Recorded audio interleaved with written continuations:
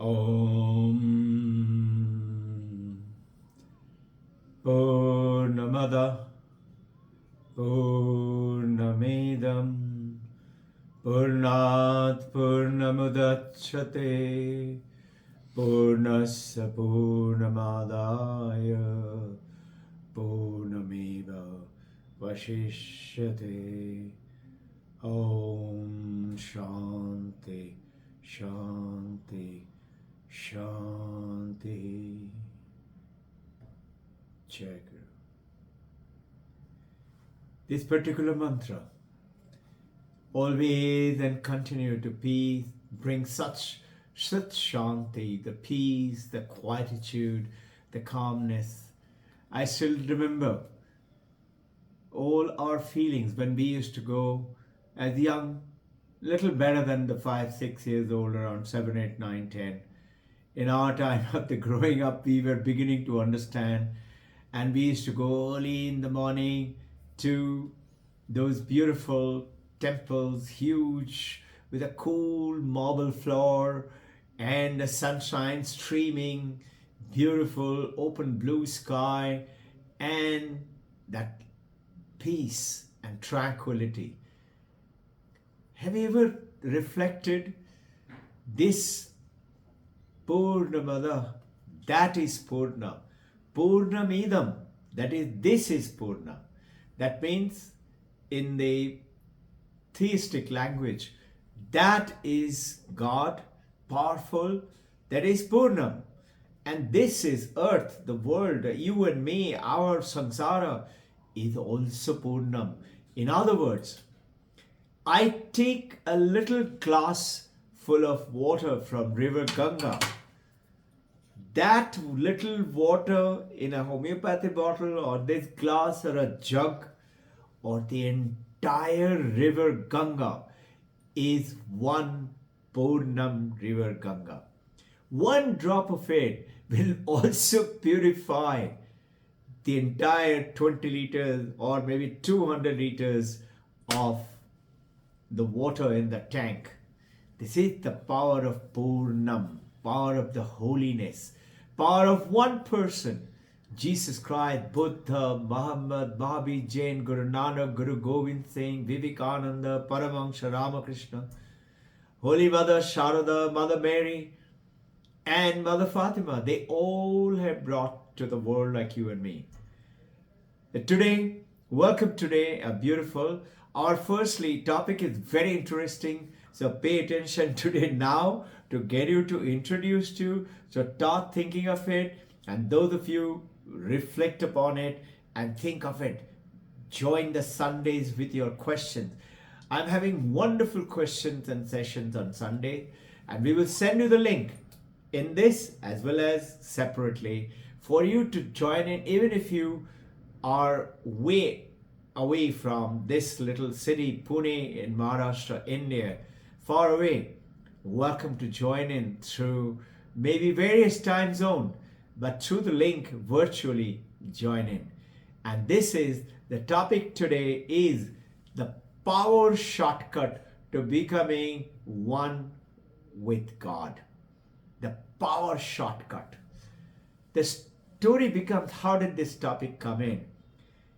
A similar story happened about 250 years ago in a German town, and in which the town's name is Brunswick.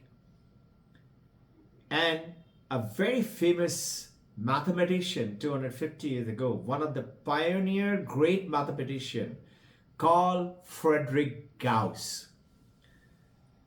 And this is about 9-year-old boys, 9 to 10-year-old. And the whole village was attended by one teacher. Maybe 120 to 150 students is what the explanation given in that story. Attending in one huge classroom.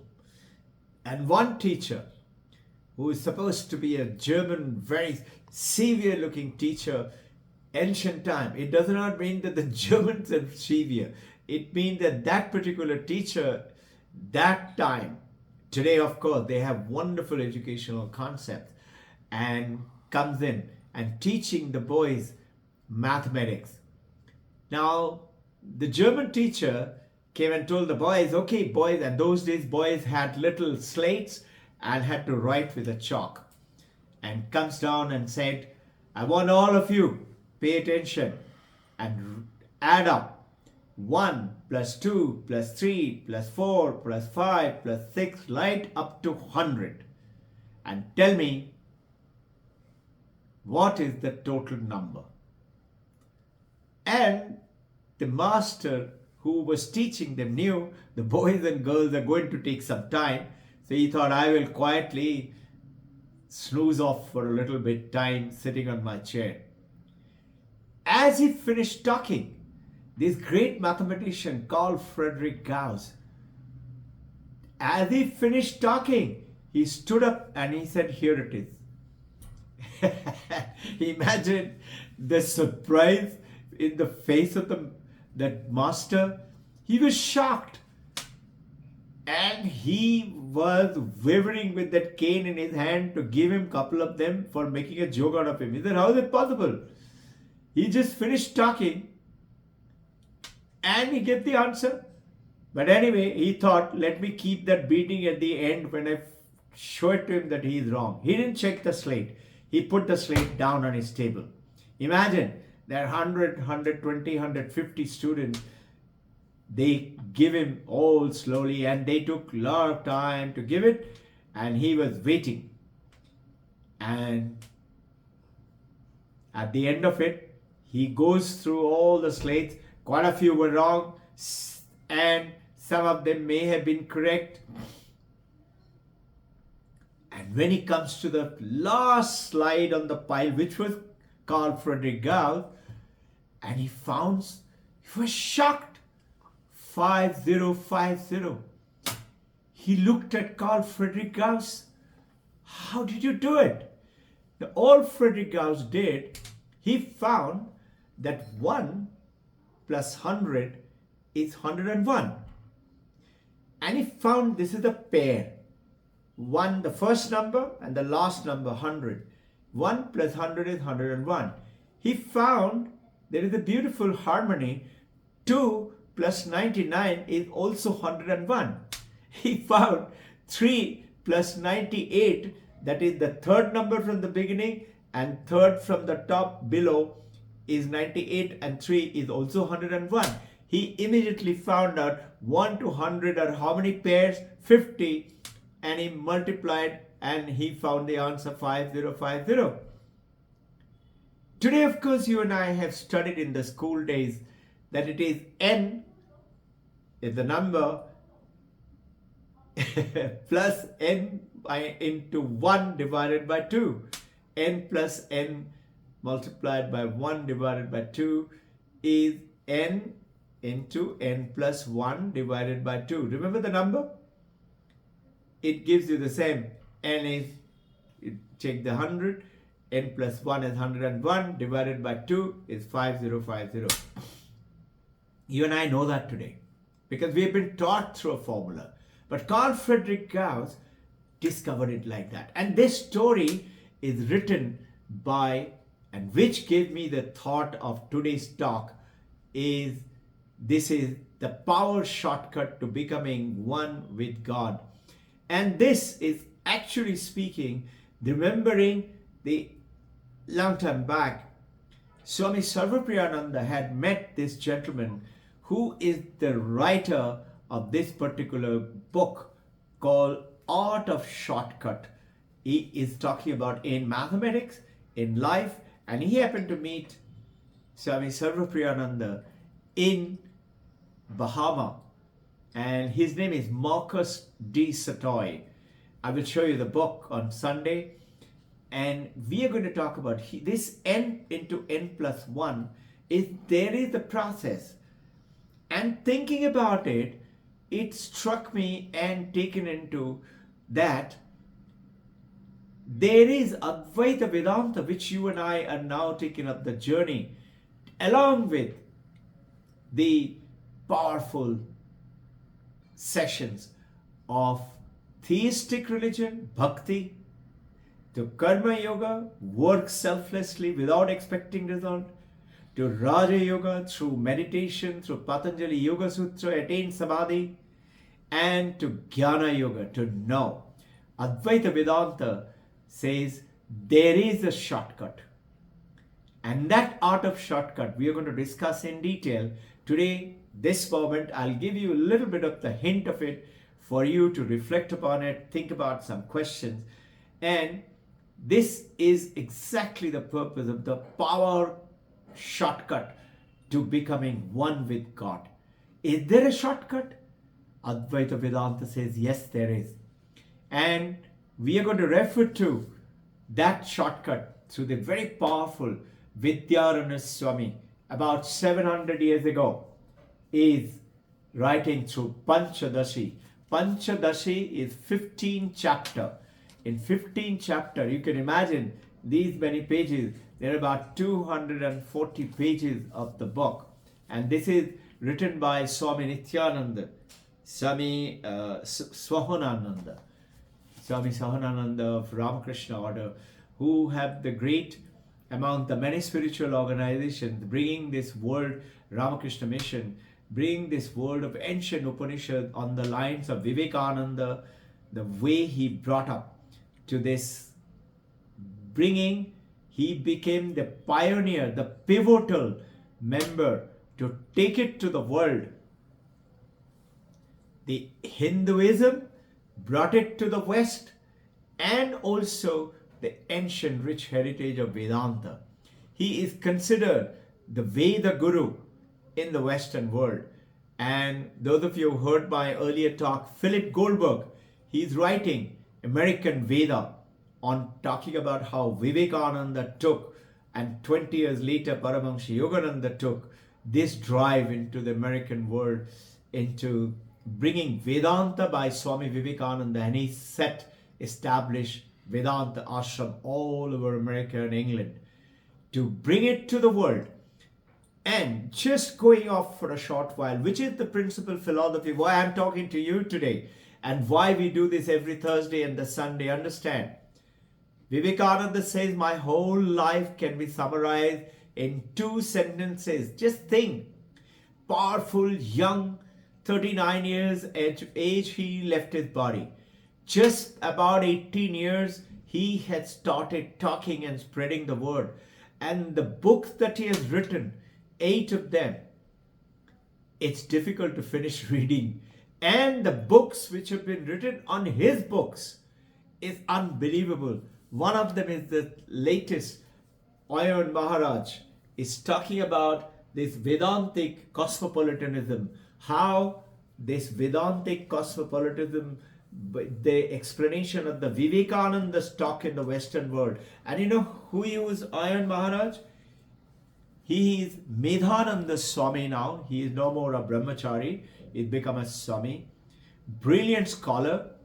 He had taken his studies in the Western world, American, born in America, from a Bengali family. And at the young, ripe age, after he's doing PhD, when he continued to study, but he told his parents and the family, I'm going to become a monk. And actually he says, this is what the influence of the ancient rich heritage and power like Vivekananda. And going on to the powers that, look at it, how is the Advaita Vedanta? The very simple, go through your experience. How do the other method is what? Start practicing ayama, niyama, asana, pranayama, pratyahara, dharana, dhyana, tamadi. Very strict brahmacharya, abstaining from telling lies and living a life of purity, eating a pure food. Today it also happened to be a very powerful day, and this is the Maha Ekadasi. Today is also a very special Islam celebration. You all know. And Islam, and those of you who have read my message to today when we are talking about that there is no similarity or dissimilarity or comparisons between any religious practices. The message, if you read it, which I've sent it through the WhatsApp and through the ERP messages to as many as we could, my staff did, and which is talking about that whether you call jal or pani or tanni or water or you in French or Wasser in Germany, they all mean one thing and point at one truth, and that's water. Similarly, whether you call Allah or Christ or Krishna or Jesus or Rama or Shiva or Divine Mother or Kali or Durga or Mother Saraswati, they all mean one. So I was having a very chat with a dear friend and a very good person this evening. I was talking to him. He is following this Islam and is a very beautiful believer of Islamic religion. I was asking him, how do you express who's Allah? And he said very simply, thought for a while, and he said, Allah is the creator of all of us, creator of the universe, creator. He is the creator. I said, yes, that is true. And what would you say is, what do the Hinduisms, how do they describe who is God? And he thought for a while and he said, I would like to hear it from you. So I expressed to him that, see, you can see me and hear me. So can you, right? How? Those of you who have been following me for a while. So there was my daughter too. And she immediately said, consciousness. I said, that's absolutely true. It's not the light. It is not the eye. It is not the ear.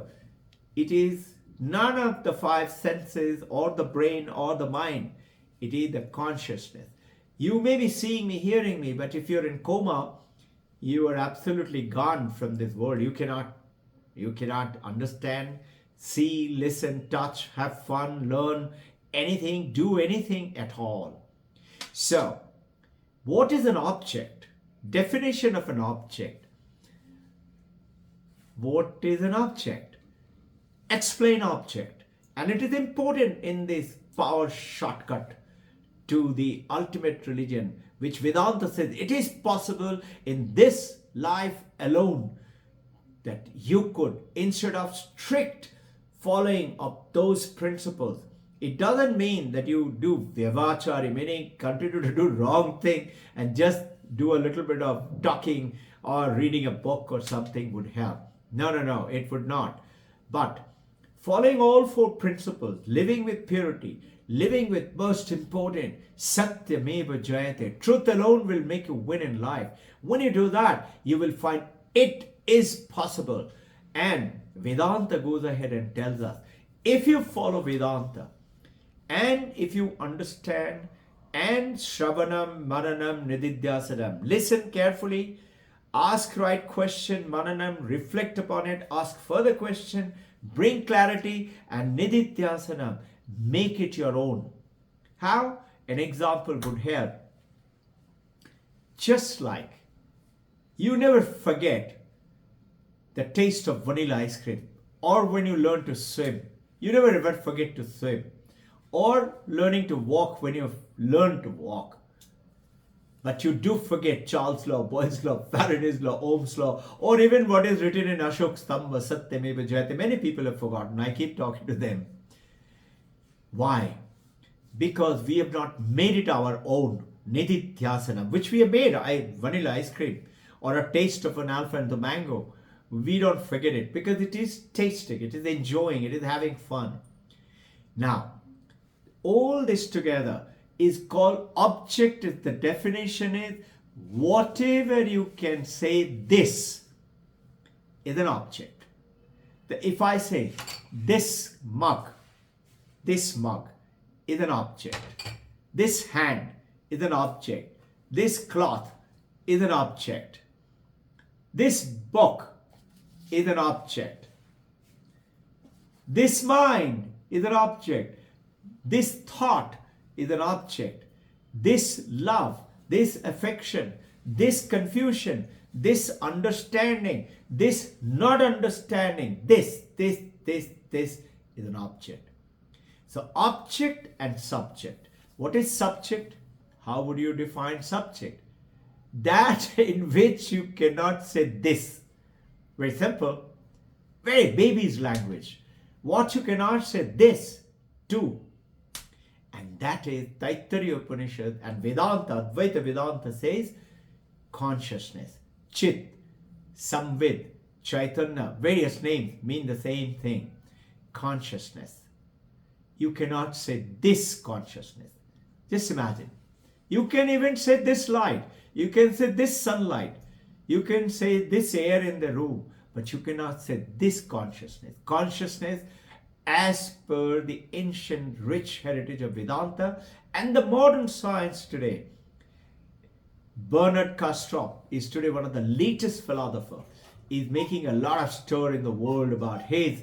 He said, if you ask me, it is the Upanishad. I cannot say how they discovered it 3,000 plus years ago. It's actually 3,000 to 6,000 years ago. This powerful truth, which I am finding, Bernard Kastrop is saying, Google him, is a huge chapter after chapter about consciousness.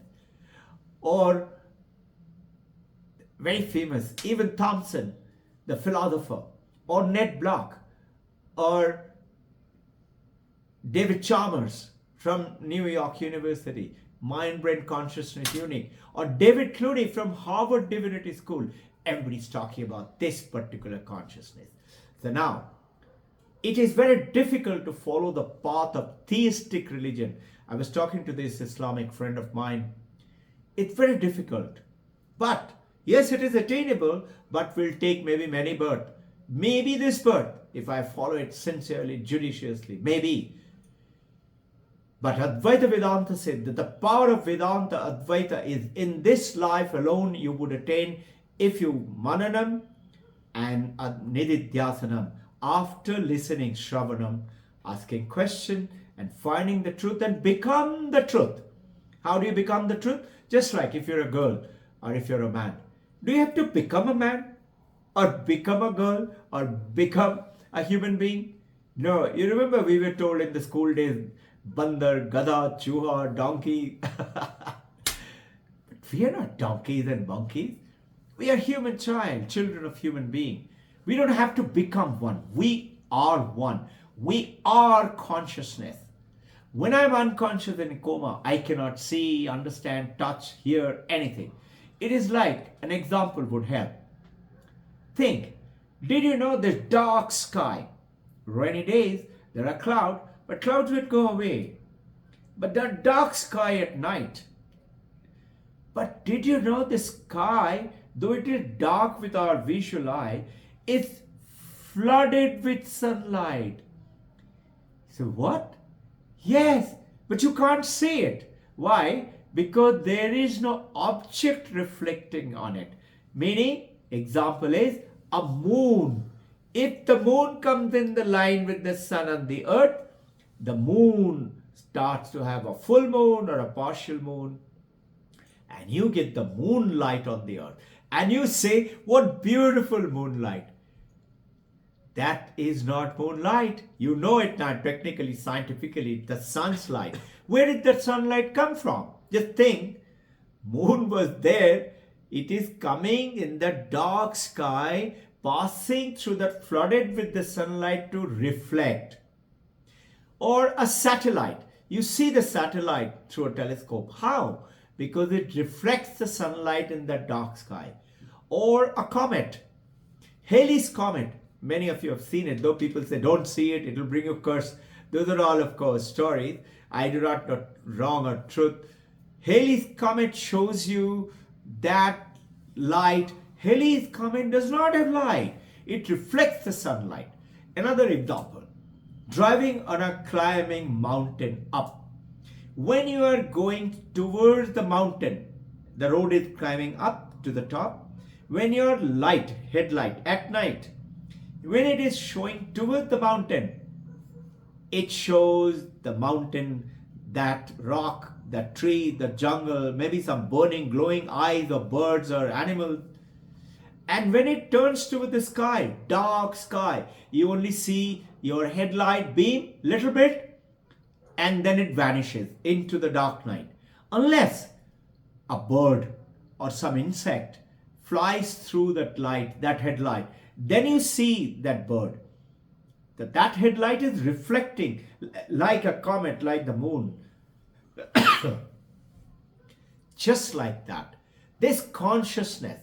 So, Arindam Chakraborty, a great philosopher and a speaker and trainer in Harvard University, he says the definition of an object, you and I understood an object. He is defining philosophically is definition of an object is which is an object to my consciousness. Meaning whatever comes, imagine this consciousness is like a screen and it comes as an object in front, then only I can see it. Look at the mirror. You need to have the mirror to see your face. You need to put your face in front of the mirror to see your face in the mirror. But remember two things, that just if the mirror is not there, it doesn't mean your face stops existing. Just because the sky is dark, it doesn't mean it's dark. It means there is nothing to reflect upon. Just like object is something. What is the job of an object? Object is to show the presence of the subject, which is consciousness. And what is the job of subject? Subject's presence is to make the object glow and bring it into reality to you and me. This little book comes into reality in my hand. If I can touch it, taste it, feel it, read it, I know it exists. So what is existence now? Beautiful, a wonderful thing, very easy, but to go into a punch shortcut through God realization in this life, you have to just little calmly understand. What is an experience? Experience is nothing else but object plus consciousness. Object gets lit by the consciousness for us to know. You're seeing me, hearing me, I'm an object. My voice is an object. And you're listening, hearing is an object. But your consciousness, my consciousness, making me talk, your consciousness is making you understand. I'll take you straight to the punchline of n into n plus 1 divided by 2, like the mathematics.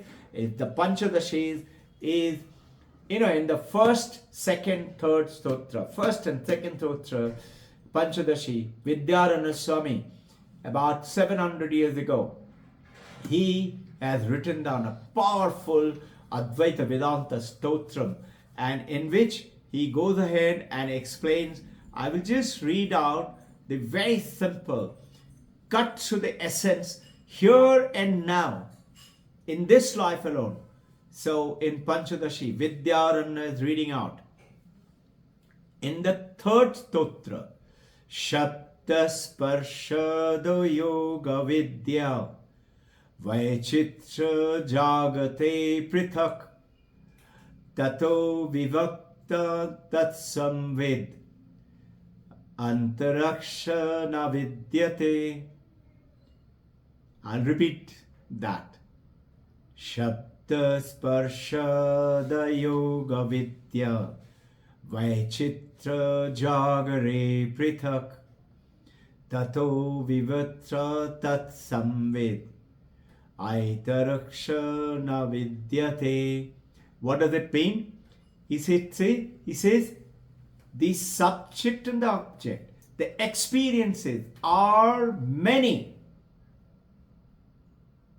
Hearing, seeing, touching, tasting, feeling, smelling, everything in this world is vichitra. In this third sutra, he's saying are brilliantly different, but consciousness is one.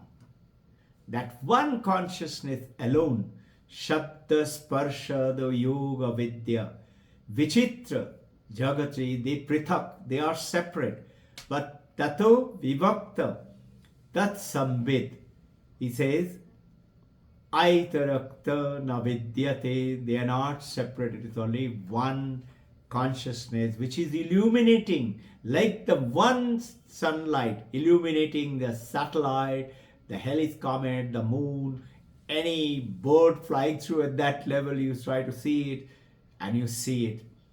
This is that light. I want you to also reflect upon, before we take it on a little bit. I came across this book given to me by one of you devotee, and this is a powerful book I'm reading in India in 2047. What would it be? And this is one of you devotee, and his name is Santoshi. And beautiful, this person came and said, sir, you must read it. And thank you to all of you for bringing. I'm going to share with you what is it talking about as we get along. Think what Narendra Modi ji has done. And India is shooting ahead. Now I am bringing your attention to Paramahansa Yogananda's God Talks to Arjuna. Many of you got this copy of the Bhagavad Gita. God Talks to Arjuna. Chapter 2, verse 31, page 246.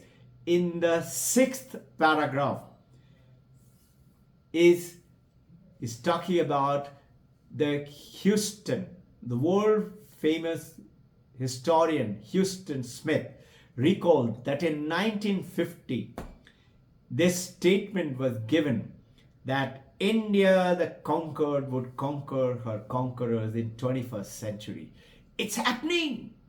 And you and I coming, maybe we are foreigners or Indian, but it is going to be one village, just like today, Maha Ekadashi, and also today great Eid, Bakr Eid celebration, and all are one. And I welcome you to this oneness. Welcome to this one Advaita, only one, not separate. Sankhya philosophy or God is up there and we are here is called a different, is Dvaitavad, which is Sankhya, which is dual, two. Advaita is not two, only one. And through that, if you understand and take up the journey, Vedanta says it is possible and it is promised that you and I will attain oneness with Supreme Divinity if we live with purity, understand, follow it up, and spend a little time every day. With that, I want you to remember that first stotram I did, Purnamada and Purnamidam. Purnat Purnamudachate. That Purnam and this Purnam, they're all one. They're not like if I take away some water from this glass of water to another place, this water reduces, but not with Purnam, which is consciousness, which is Chaitanya. That Purna and this Purna are not separate, that Advaita, only one. And when you realize this Purna, Purnameva Vashishyate, only Purnam alone will exist. That light is you. And this is what Mandakya Upanishad we have talked about. Chakrat, Swapna, Susupti, and Chaturtham, Turiyam is one consciousness. All four are just one. One seed. Think of it as we close for today. You cannot teach an apple seed how not to produce mangoes. Understand? We don't have to teach an apple seed how not to produce mangoes. Apple seed will produce apple. But how good, how powerful, and how beautiful would the apple be would depend on you and me. That apple seed is within you and me. And this is what Vedanta talks about, Vivekananda talks about. Manifestation of the divinity which is within us is that seed into reality, is education, is spirituality. With that, Jai Guru.